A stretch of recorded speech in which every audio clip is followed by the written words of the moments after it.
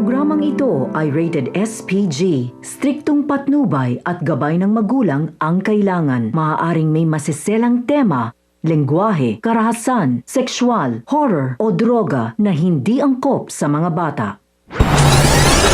Mga kapamilya, talagang hindi na nga nakapagtimpi si Tinding sa mga pang-aalipusta ni Rigor. Maging si Martes nga ay hindi pinalagpas ni Tinding dahil hindi umano nito ginagampanan ang pagiging ina sa kanyang apo na si Tanggol. Kaya naman buo na ang desisyon ni Tinding na sabihin kay Tanggol ang buong katotohanan sa pagkatao nito. Kaya naman wala nang makakapigil pa kay Tinding na dalawin si Tanggol sa kulungan. Sa kabilang banda, bago nga tuluyang makalaya si Ben ay kinausap siya ni Tanggol at nakiusap siya kay Ben na hanapin ang asawa ni Mokang na si Alberto na siya ngang si Ramon. Hindi nga nagdalawang salita si Tanggol kay Ben at agad itong pumayag sa sinabi ni Tanggol. Ngunit sa paghahanap nga ni Ben sa asawa ni Mokang ay mukhang iba ang kanyang matutuklasan dahil malalaman nga ni Ben na ang asawa ni Mokang na si Alberto ay siya ngang si Ramon Montenegro na tunay na ama ni Tanggol. Samantala, pilit pa ding pinapaamin ni Rigor si Tinding na sabihin na umano ni Tinding na galing talaga kay Tanggol ang malaking halaga ng pera.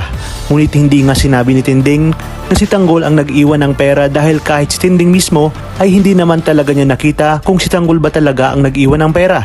Kaya naman sinabi ni Tinding na kahit pigain pa siya ni Rigor ay wala siyang aaminin dahil maging siya ay hindi niya nakita kung sino ang nag-iwan ng pera. Nanggagalaiti nga sa galit si Rigor, kaya naman nagbanta ito kay Tinding na sa oras na malaman niya na pinagtatakpan ni Tinding si Tanggol ay pati nga itong si Tinding ay kakasuhan niya at ipapakulong. Harap-harapan namang sinabi ni Tinding kila Rigor at Tess na pagsisisihan na umano ni Rigor ang lahat ng ginawa nito sa kanyang apo. Sinabi naman ni Tinding kay Tess na wala na itong pinagkaiba sa asawa nitong si Rigor. Depensa naman ni Tess na si Rigor lang ang susi para matigil na ang ginagawang kalokohan ni Tanggol. Ayon naman kay Tinding na hindi nila pwedeng husgahan agad si Tanggol lalo na't hindi nila alam kung ano ang pinagdadaanan ni Tanggol sa loob ng kulungan, lalo pa at pinagbawalan umano sila ni Rigor na dalawin ang kanyang apo.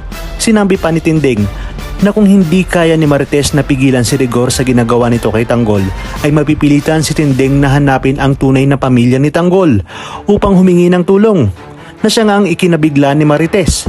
Natakot naman si Marites na malaman ni Tanggol ang katotohanan, kaya naman sinubukan niyang pigilan itong si Tinding, ngunit buo na ang pasya ni Tinding at wala nang makakapigil sa kanya.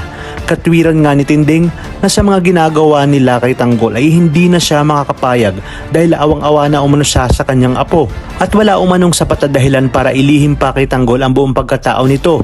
Iginit pa nga ni Tinding na kung buhay lang umano si Ramon na tunay na ama ni Tanggol ay hindi siya magdadalawang isip na lapitan ito para tulungan nga si Tanggol at hindi na umano mararanasan ni Tanggol ang pagmamalupit ni Rigor. Kaya naman mga kapamilya, pakaabangan natin kung ano ang mga susunod na magaganap sa pambansang teleserye ng Sambayanan, ang FPJ's Batang Quiapo.